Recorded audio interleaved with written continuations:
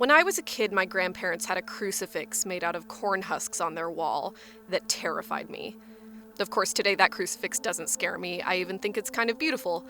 But I suspect most of us have had a similar experience, something an adult put on the wall or a shelf that, as children, we couldn't yet completely understand, whose appearance we didn't trust, but whose status as art chosen by an adult imbued it with some nameless authority. Maybe this is why the introduction of the Nun, a demon in the Conjuring movies, affects me so much. Unfortunately, as befalls many a good movie monster, the Nun only gets less scary the more the movies try to explain it. The prequel that focuses on this monster came out this month, and it isn't good. But that's fine. Not to go on a tangent, but I've made my peace with the fact that for a lot of reasons, horror produces some seriously not good stuff. Oh my God! Like, I think The Conjuring and its sequels are some of the best movies the genre has produced recently, and even I think they're kind of... sometimes. For example, the reason this painting exists is a little ridiculous. Yeah, Patrick Wilson, you dreamed of this horrifying thing so you immortalized it and put it on your wall? Why would you do that? But the creepy painting and even the movies it's in is probably the smallest part of this monster's story.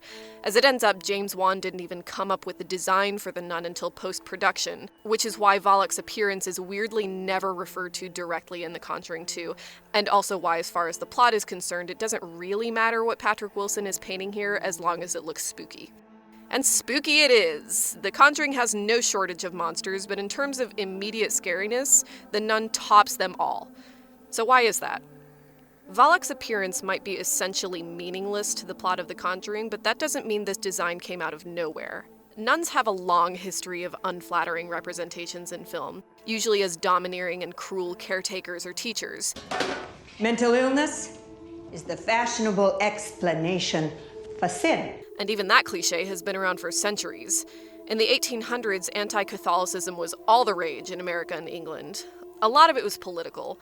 Catholics were suspected of being more loyal to the Vatican than their own country, and most of the immigrants flooding into America were from traditionally Catholic countries, which a lot of people didn't like. Nuns, though. Nuns were the ultimate symbol of the evils of Catholicism.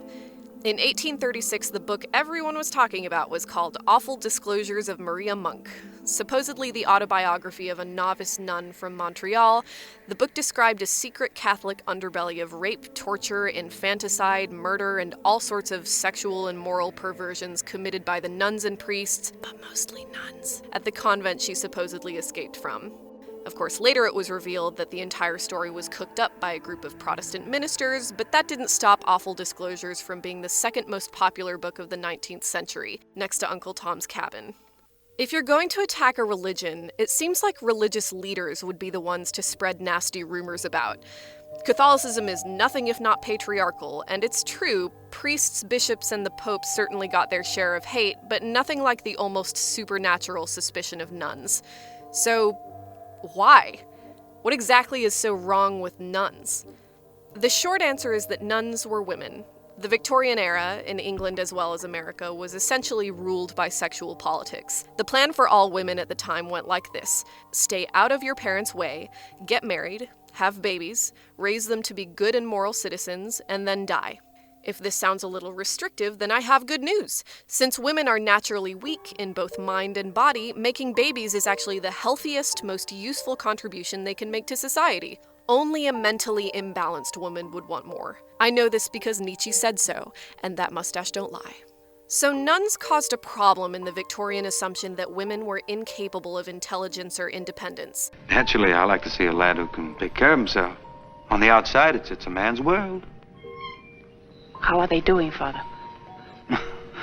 Instead of devoting their lives to their families, nuns devoted their lives to the church's public works. They ran schools, they did charity work, they studied, and most horrifically, they explicitly rejected their ability to have children. To Victorian sensibilities, nuns were basically using the church as an excuse to act like men. Any woman who would want to act like a man must be deviant, therefore all nuns are either perverse half-women or innocent little flowers lured into wasting their youth. Secluded women. They give themselves to God, but something remains which cries out to be given to man. So considering all that, let's look at Valak again. By definition, nuns are always women. But even though this monster appears female, it isn't. Valak is in fact a male demon taking a form that we only know is female because, again, nuns are always women. In essentially all other ways, there's nothing feminine about it. Even the proportions of the nun's facial features behind its black metal corpse paint are pretty androgynous, if not straight up masculine. And here's where we arrive at an issue about this monster that drives me crazy. What pronoun do I use? I mean, I consider myself at least somewhat socially conscious. I try to respect people's pronouns, so what do I call Valak? Him because it's a male demon? Her because of the nun's explicitly female form? I've been saying it, but that seems too nondescript, and they sound silly. It's kind of a ridiculous question to ask, I know. The point is that the nun, like a lot of scary things, resists description.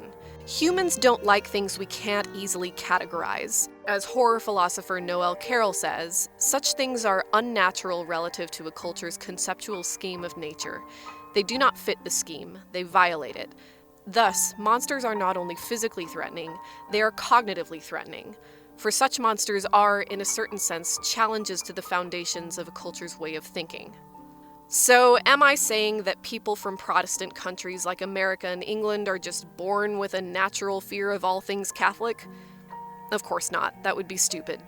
What I am saying is that for most of us, TV and movies are our only experience of nuns. I see you for exactly who you are. In real life, nuns are pretty benign. Most of them don't even wear the habit anymore. But people are funny. And the more we see something portrayed a certain way, the more we act like those portrayals were an experience we had, instead of a story we were told. We've been told the same story about nuns for centuries, and regardless of its truth, the idea has become so fundamental to how the horror genre thinks of religion that nuns, and especially this nun, have become visual shorthand for a specific kind of terror. The threat of something evil pretending to be good, and doing it badly.